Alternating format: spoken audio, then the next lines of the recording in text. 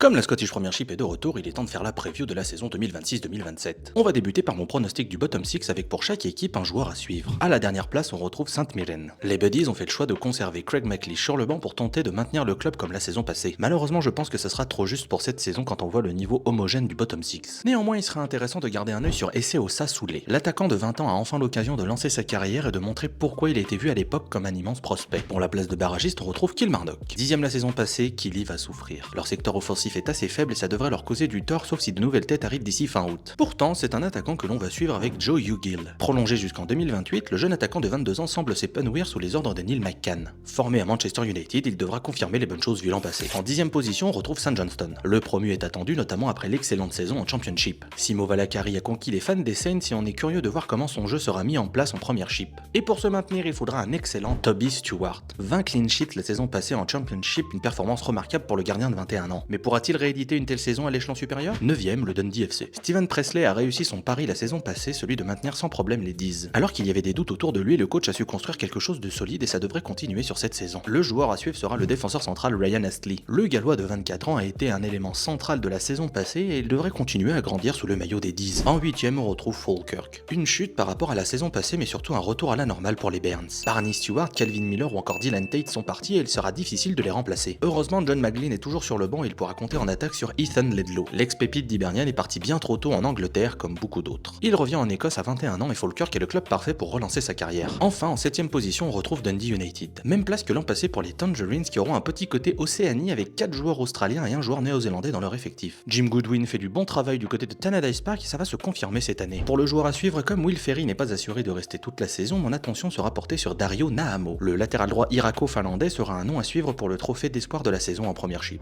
Mais du coup, qu'est-ce que vous pensez de ce bottom 6? Est-ce que vous auriez fait autrement? Je vous laisse me le dire dans les commentaires.